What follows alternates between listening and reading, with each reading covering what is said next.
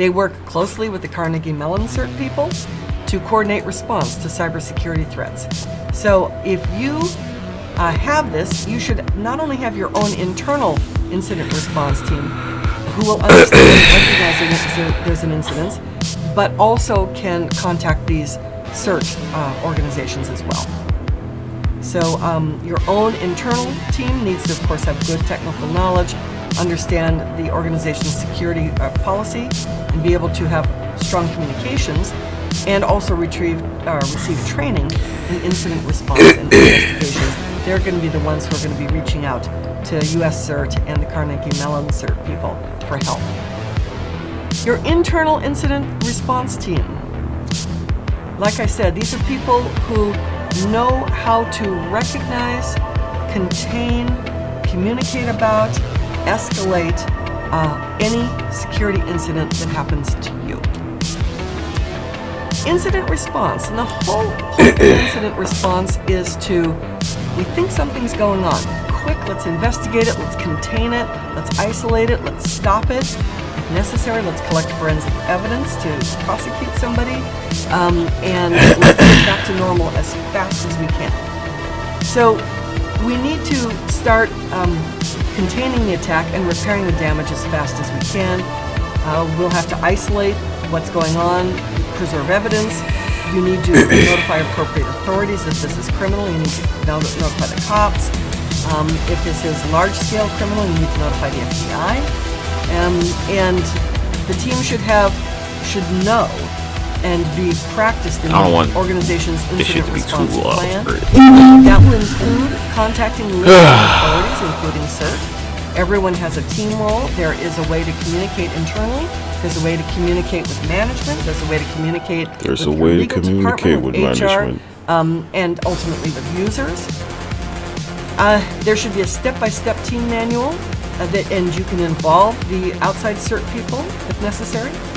And then, of course, as it's happening and after it's done, there's proper documentation, there's reporting, there's lessons learned, there's improvement in process. Did you say PewDiePie? Looks like a whole technical thing or personnel thing that caused the incident to begin with. So don't forget that improvement is not only so that the incident I don't think this one sure is long. But also so that it don't look like go to conferences, go to conventions, because you can talk to people who can learn a heck of a lot. For security personnel, you need to be educated. Go to conferences, conventions. Our RSA has all sorts of conferences covering every facet of security, including government and educators. There are doesn't look like a short song. Cloud and cyber and law enforcement. There are, of course, the Black Hat conferences, which you should go to too. You should actually be trained in the Black Hat art. You can't win. You should understand hacking yourself. So there's the Black Hat Convention, there's DEF CON, and these all focus on, from the hacking perspective, new security advancements and new security systems. You should talk to consultants and vendors. There is a constantly changing, daily, minute by the second changing threat landscape. And there are whole companies that's all they do is keep up with that and try to stay ahead of that. So you need to be reading their publications and consulting with them. SOPHOS, SANS.org. There's Accenture has a group, Bay Systems, New Zealand, KPMG, just a few. Every time Comet goes to the sun, that's water the earth ain't going to get. Local vendors also may specialize in certain security solutions, which you can just saying, support. And you'll also want to check on the vendors and how well they do with their implementations. Their references. Threat actor activities. The FBI defines 3 categories of threat actors. Organized crime, which mostly focuses on the financial sector. State sponsors, including typically foreign governments or foreign-backed terrorists. They're interested in stealing data, stealing intellectual property from manufacturers, government agencies, defense contractors, or disrupting infrastructures or disrupting other countries. and terrorist groups, which may be government funded. And they want to disrupt or harm the viability of a country. They want to cause chaos. They want to use the internet or other things to do it. They want to damage your critical infrastructure. They want to undermine your faith in your own government to be able to protect you. There are hackers. These are typically programmers. Most of them just want to advance their knowledge, to try to discover holes. They believe in seeking knowledge and freely sharing what they've discovered. They don't intentionally want to do damage. They have intellectual curiosity. At least that's what they say. So we'll go with that. Compare them to people with malicious intent, crackers, who, and don't mistake that for a common slang term, although maybe. A cracker is a hacker with malicious intent. And they're going to use hacking techniques for bragging rights, for money, to cause havoc, to steal things, whatever. They want to destroy or steal data. They want to gain unauthorized access. They want to deny legitimate people from gaining service, and they want to cause problems for their targets. There are hacktivists. So you have groups that believe in some kind of social justice cause or some kind of environmental or political cause, and they're going to hack because they think you are damaging that cause. And so they are activists for a cause. They'll hack to get their message out or to thwart groups or businesses they think are the enemy of their cause. In IT security, you've got the idea of a white hat, a gray hat, and a black hat, and that went back to the old cowboy movies. The good guys always wore white hats, the bad guys always wore black hats, and then there's somebody in the middle, the gray hat, right? So white hats do not have malicious intent. They are trying to heal the situation. Black hats have malicious intent. Gray hats, they are neutral about this. Here are the expected emerging threats. AI-powered attacks. Malware that escapes or invades sandboxes. Ransomware for Internet of Things. There we go. Failure to comply with just general directives. So, all the money goes digital. Ransomware. The failure to use strong authentication, meaning multi-factor. Deceptive technology. Deception. Somebody can't hack the money in your pocket. And the rise of state. They could take your phone and all the data on. The older threats are the OS fingerprinting, service attacks, packet capture, log theft, security device breaches, email harvesting, social media, social engineering, and phishing. Those are becoming the older stuff. This is the new stuff that's coming. So why don't we practice threat intelligence?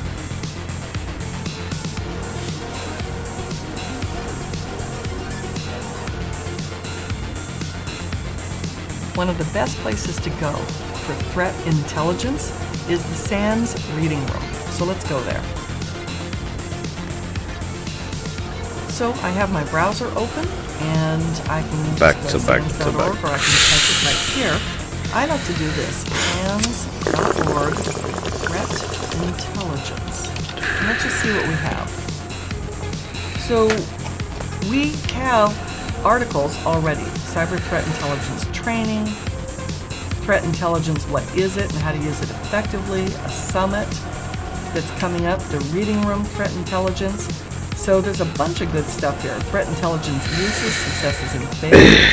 So we can go to all of these. Let's just go to threat intelligence, what is it and how to use it effectively. We're going to actually open a couple of these. We're going to open this one in a new tab and we'll open this one in a new tab. Let's go to the first one right here. Here is the PDF. So, what is and how to use threat intelligence effectively? And so this whole PDF goes down and describes, so this was written in 2016. Threat intelligence by itself is not going to have changed since the last couple of years. So there's a definition of it, and what is it, and the importance of it. And so some of this is for managers here. So talking about it. attackers evading whitelists, and internal threat intelligence, and external threat intelligence. So here's a demo of that. Let's go over here and take a look at this. Threat intelligence, we've got the Threat Intelligence Survey, which we could look at and download. Let's open this in a new tab. We've got Threat Intelligence Support to Incident Handling, Darknet Intelligence Automation, triggering alerts with threat indicators, Conductor role in security automation and orchestration, AI and enforcement. These are just like some of the most immediately popular ones.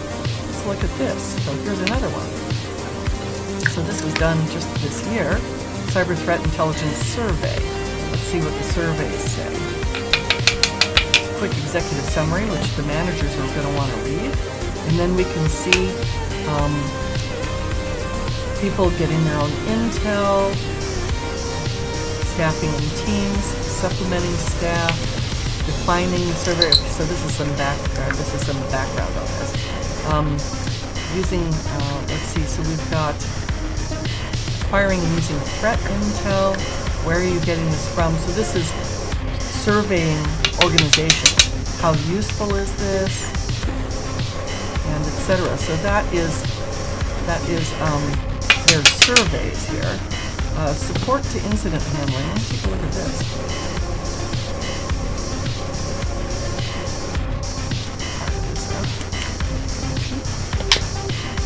Okay, so let's see here. Cyber threat intelligence support to incident handling. So that's good.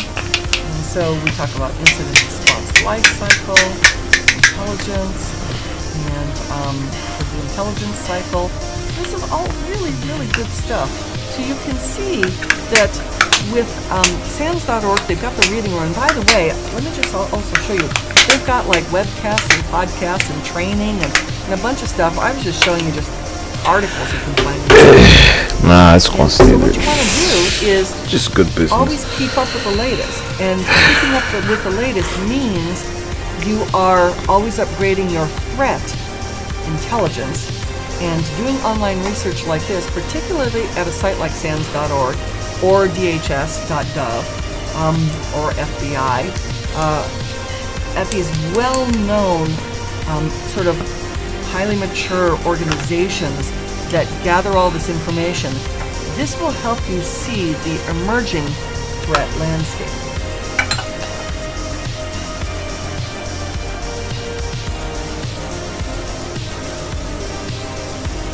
So we're now on to the second topic of Module 5, of Domain 5. And that is, given a scenario, implement security activities across the technology lifecycle. So let's talk about the system development lifecycle, the software development lifecycle, adaptive solutions to address emerging threats and disruptive technologies, whatever that means, and security trends, and asset management, also known as inventory control. So there is a term, SDLC, and depending upon the context, it... Hey. Gotta pause the song and shit.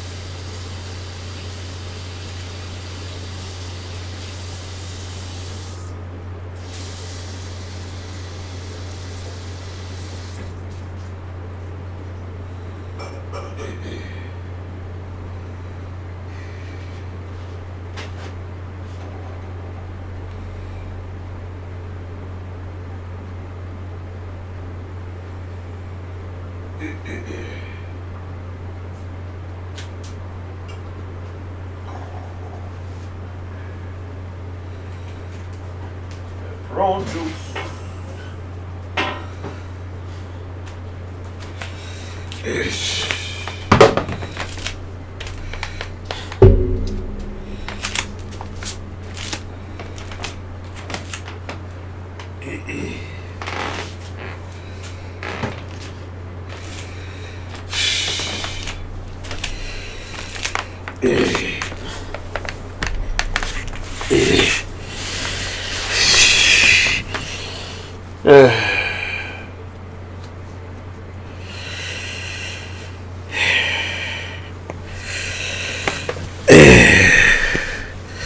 Cause they know better than to trust you. You work with ghouls and they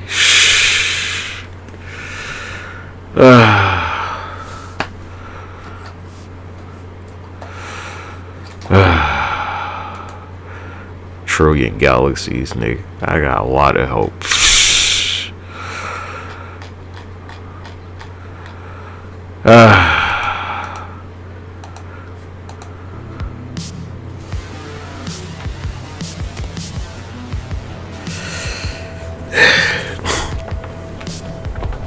It's a trillion galaxies up against you.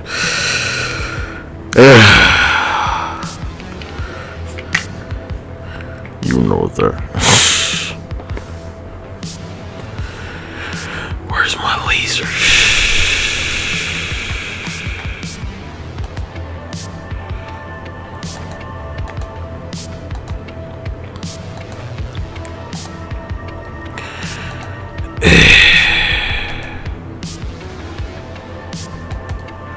I don't know where it is.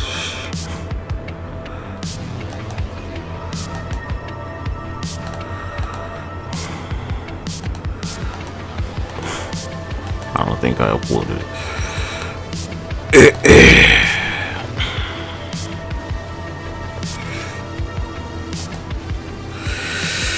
That's what Tim Tebow told me, nigga.